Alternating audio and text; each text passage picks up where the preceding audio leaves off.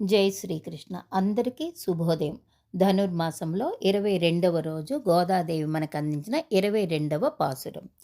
అంగణ్మాంగళత్తరసర్ అభిమాన பங்கமாய் வந்து நின் பள்ளிக்கட்டீர் கீழே செங்கமிருப்பார் போல் வந்து தலைப்பையோதோம் கிங்கிணிவாயச் செய்யேத் தாமரை பூ போலே செங்கண் சிறுச்சிறிதே எம்மேல் விழியாவோ திங்களுமாதித்தியன் மிழுந்தாற்போல் அங்கனிரண்டும் கொண்டு எங்கள் மேல் நோக்குதியேல் ఎంగల్ మేల్ శాపమిలిందా ఏలోరెంబావాయ్. ఈ పాసురంలో అహంకార రహిత స్థితిని గురించి తెలియచేస్తున్నారు.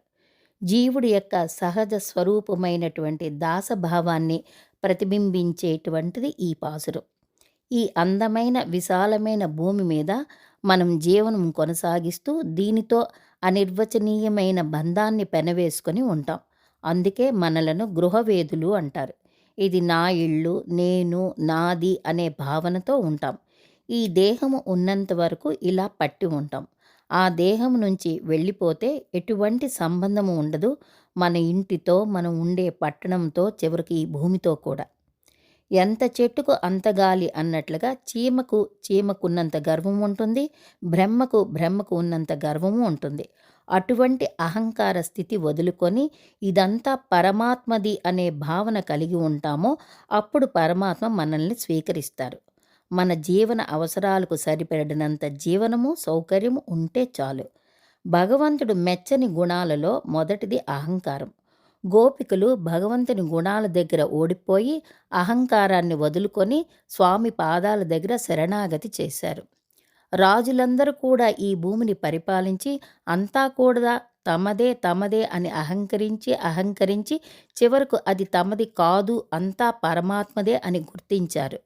అలాగే మేము కూడా నీ గుణములకు ఓడిపోయి నీ సింహాసనం దగ్గరికి చేరుకున్నాము తండ్రి అని అంటున్నారు. నీ ఆధీనములము అని చెబుతున్నారు. సరే, ఏమి వాంఛించి వచ్చారు అని అడిగారు స్వామి.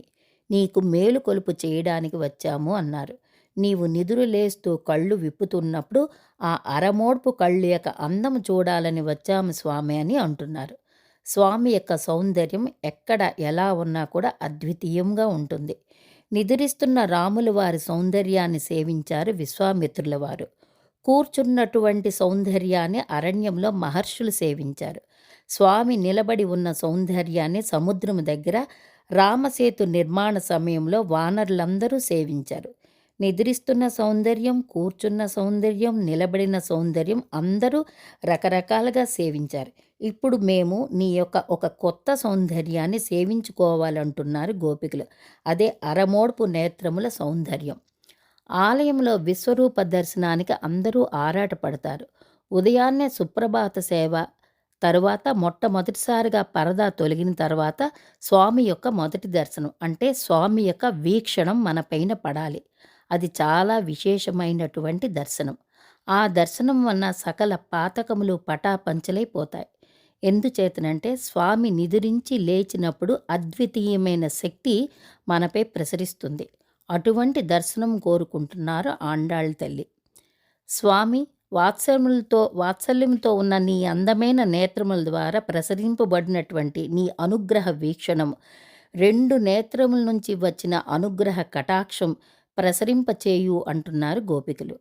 స్వామి నేత్రములు ఒకటి సూర్యుడు, మరొకటి చంద్రుడు. తీక్షణమైన దృష్టితో మన పాపాలను హరింపచేస్తారు స్వామి. చల్లనైన తన దృష్టితో మన మనసుకు స్వాంతన కలిగిస్తారు. రెండింటినీ చేయగలిగిన అఘటిత ఘటనా సమర్థుడు పరమాత్మ. స్వామి లక్ష్యం మనల్ని ఉద్ధరింప చేయడం. వికసించని తామర పుష్పముల అందం స్వామి నేత్రములట అని గోపికలు పలుకుతున్నారు.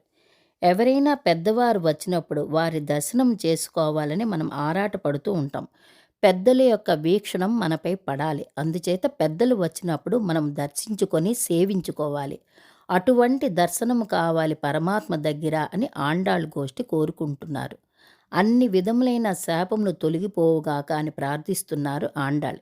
ఎవరైతే ఈ పాసురాన్ని అనుసంధానము చేస్తారో, వింటారో, మనకు ఉండేటటువంటి అనేక శాపాలు తొలగి సుఖశాంత చిత్తులు అవ్వాలి శ్రీ రంగనాథ స్వామి ఆండాళ్ తల్లి అనుగ్రహంతో. లోకానికి శుభాన్ని చేకూర్చేటటువంటిది ఈ శ్రీవ్రతం. ఆండాళ్ తిరువడిగళే శరణం.